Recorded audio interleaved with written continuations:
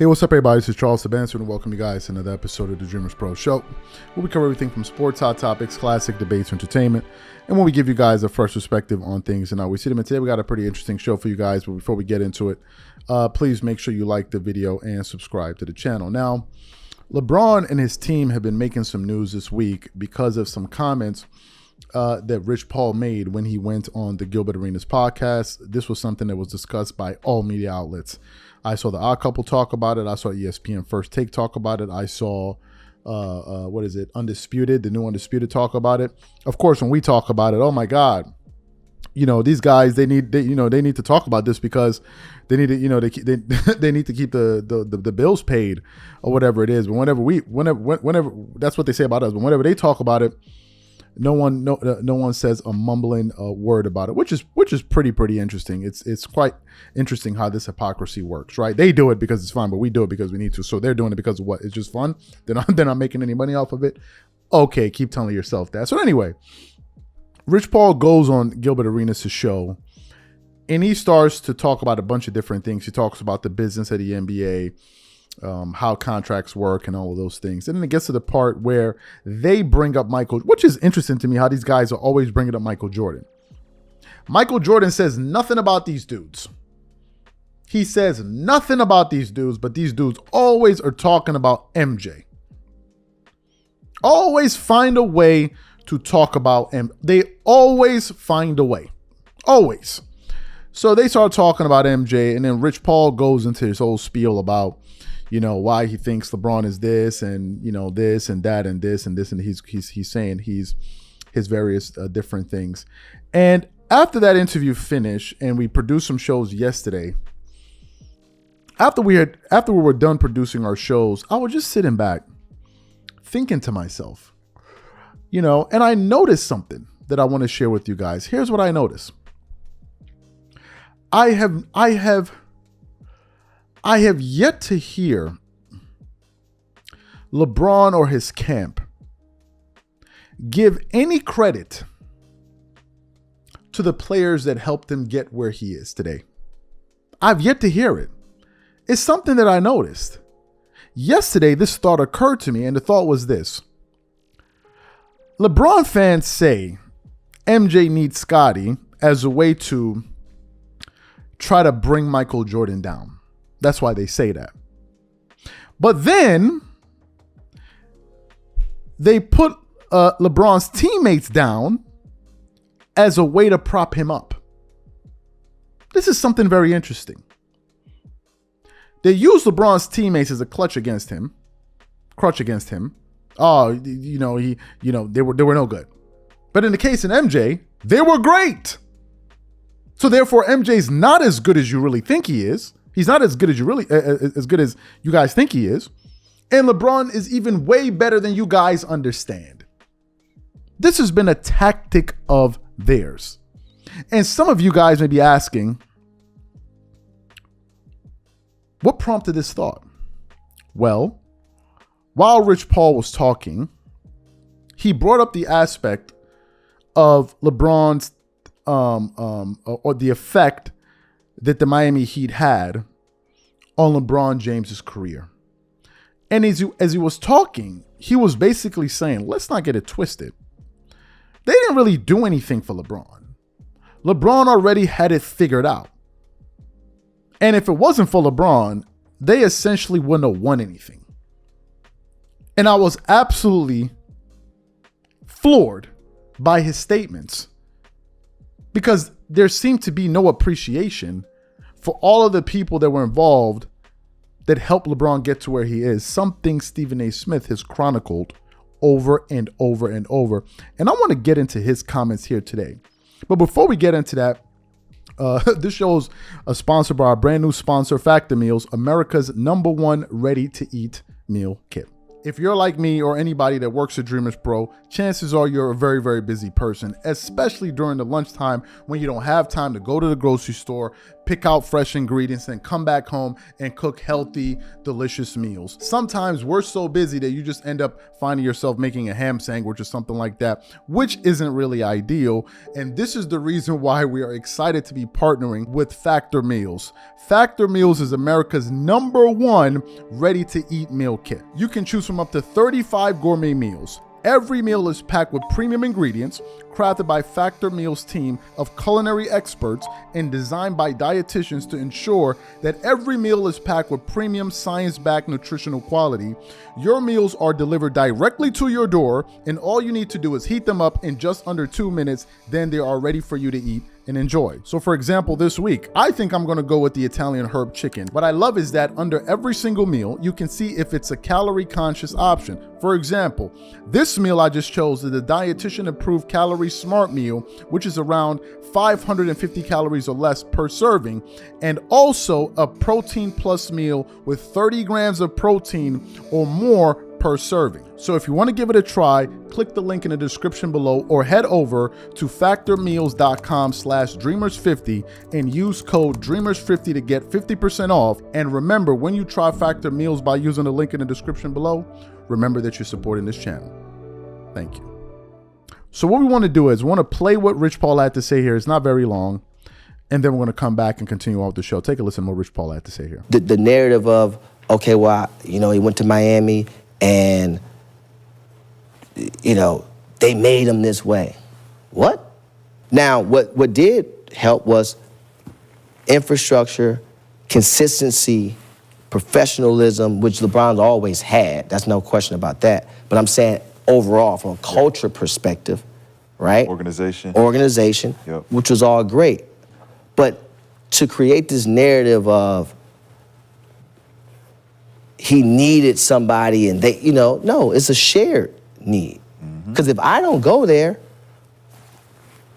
they don't win. What are you talking about? You get what I'm saying? Now, that's not coming, if you ask anybody in the Heat organization, at least me, they'll tell you how much they appreciate it, still appreciate it. You get what I'm saying? But the narrative from the media perspective was something totally different. So when you just get into that GOAT conversation, and I always say this, comparisons are the thief of joy. But Michael's a GOAT, no question about it. But LJ's a GOAT as well. He came in, $100 million contract. Think people like that? There hasn't been one since, and it won't be one. Right? It's a good segue for you, Joe. It won't be one. You feel what I'm saying? Because shoe deals ain't what they used to be. But I'm just saying, when you talk about all the teammates around them that got paid, all the coaches that got paid, all the Lance Blanks, Chris Grant, Danny Ferry, Wes Wilcox was there. He's a GM. Yep. When you just really break down the impact, right? How could you say that this man is not a GOAT? It doesn't even make sense. It's a different conversation. And when you talk about ratings, driving viewership, jerseys, we know why you're having a conversation. Sometimes it be topic like, it ain't even worth talking about. Why y'all even talking about this? But it's ratings. We get it. It's a business. I understand that. But I'm not going to sit here and just say what you think I want to hear. Which, we're gonna have a conversation about it. And I will have a conversation about it. But isn't infrastructure and everything that you said about Miami, isn't that but that's like one of the biggest things for all of us, I think.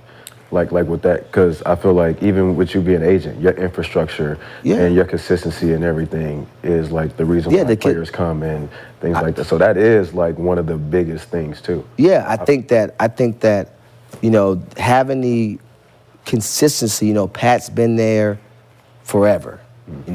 Andy Ellsberg, who is unbelievable, been there forever. Yeah. Adam Simon now there, been there. Spo's been there, came through the ranks. That was extremely valuable to a guy like LJ coming there because they want to win. They want to win, and they want to win the right way, right? But it's not like he had to be babysat or handheld. I'm just like, let's just fix the narrative. Yeah. I'm not discrediting because Miami is, if I have a player come out in the draft, if you can choose it, obviously especially if you know they need. San Antonio's always a great place to go. Miami's always a great place to go.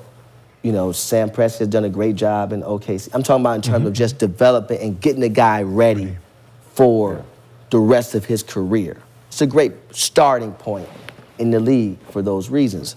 But I just like to get rid of that It's whole... not for everybody. Do you think Yeah. that was the turning But point? it's not for everybody. That Miami move, do you think that was a turning point, or do you think when he came back to Cleveland, like he became, like... No, I think 07 taking Eric Snow and Ilgauskas and Sasha Pavlovich to the finals To the was finals. a turning The point. first time. That team I was think trash. scoring, I'm not going to say all... I'm not saying that. They wasn't Like, that was trash, the- but they wasn't yeah. champion. No, I'm they just wasn't saying, going to the At championship. 22 years of age, he took the team to the finals, Yeah. right? As the underdog, always been the underdog. Every finals ever played outside of 2012 and maybe 2011 was the underdog. So you heard what Rich Paul had to say there. He said a few things that I want to address. He spoke about the fact that LeBron didn't really need the Heat like that. You know, and if he didn't go there, they wouldn't have won anything. That's what he said. LeBron went to the Miami Heat in the summer of 2010. That's when he joined the Miami Heat. Let me tell you what was happening with the Miami Heat before LeBron joined the Miami Heat, the organization. In 2009, the Heat had a 47-35 record, and they were a playoff team. They lost in the playoffs, but they were a playoff team. In 2008, they had a 43-29 regular season record, and they also made the playoffs, and they lost that year. In 2007, the Heat had the worst record in the NBA with a 15-67 record, and I think the team was plagued with injuries, and Dwayne Wade only played 51 games that season. In 2006, the Heat had a record of 44-38, and they were a playoff team.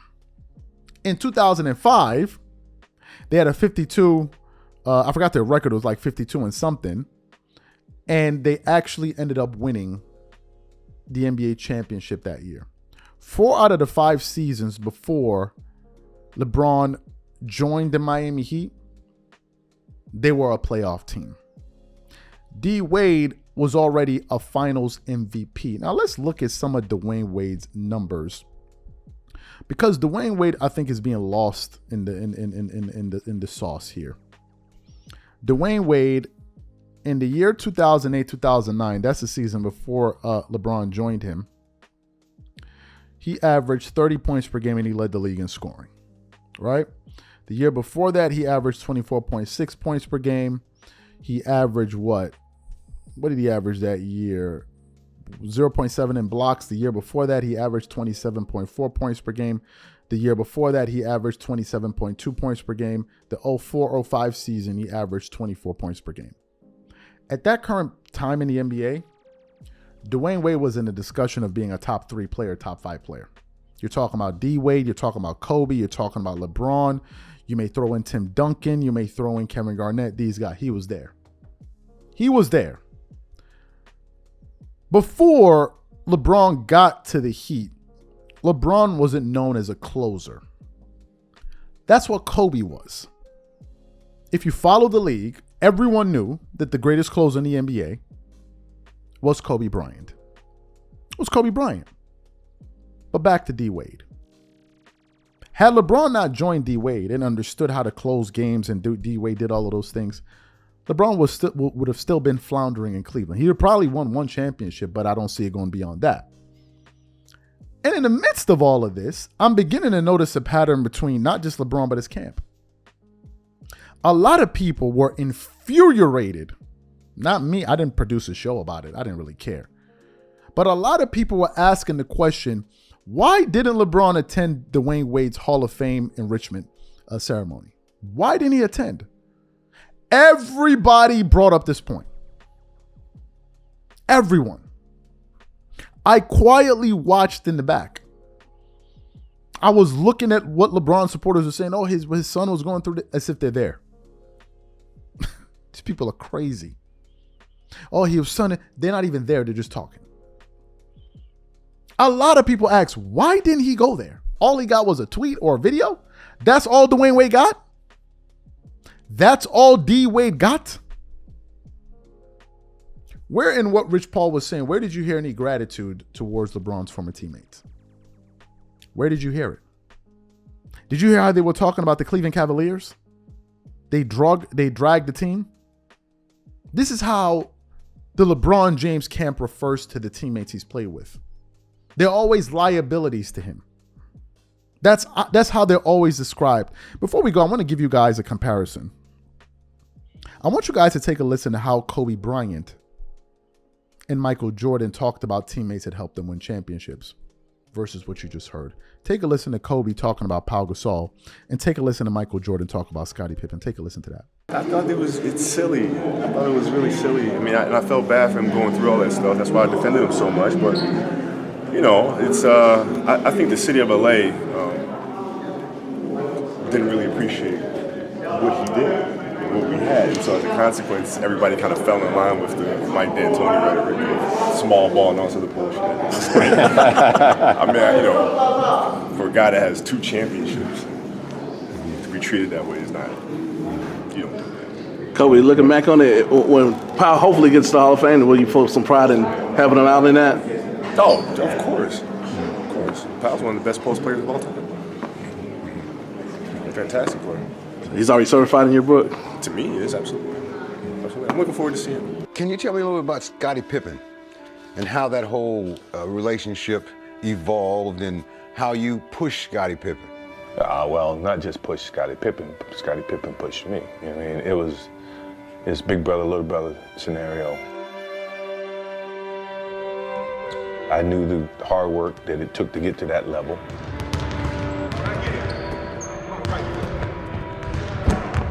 And if we wanted to get from point A to point B to point Z, then I'm gonna have to pull this guy along. We're gonna have to find a way to coexist. We're gonna have to find a way to challenge each other. To come and trap and then go. Scotty, if you're there, you go. So, you know, it was that, me pulling him along. Come on, man, let's go. Where you going? I'm ready. Let's go. You hear that? Come on. Oh, Captain. Let's go. I'll miss out on this. That's entertainment. 145.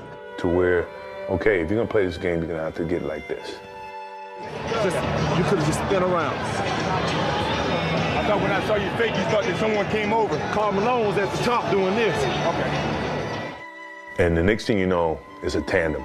It's a 3-on-1 with only Best back, and Pippen slams it in his face. You know, I don't think you're gonna have 2 players like that ever again that grew and became more successful together. And success started to, you know, circle themselves around the 2 of them. So you heard those 2 gentlemen. That, folks, is what you call appreciation. In the midst of all of this, it's been nothing but disrespect. I'll bring up another point. If you listen to what Kobe Bryant said, he said, when Pau Gasol was involved in all of those trade rumors, he was constantly coming up there to defend Pau Gasol, and I remember him doing that. And he thought it was unfair for Pau. Let me ask you guys a question. When did you hear LeBron ever say any nice thing about Russell Westbrook, apart from the fact where he said, oh, you guys in the Russell Westbrook moment right now, apart from that? Let me ask y'all a question. Y'all think it was just by happenstance that all of those negative reports are coming out about Russell Westbrook? Well, let me figure it out. What about AD? What about AD? Between Jordan and Kobe, when they were failing throughout their careers, who was their scapegoat?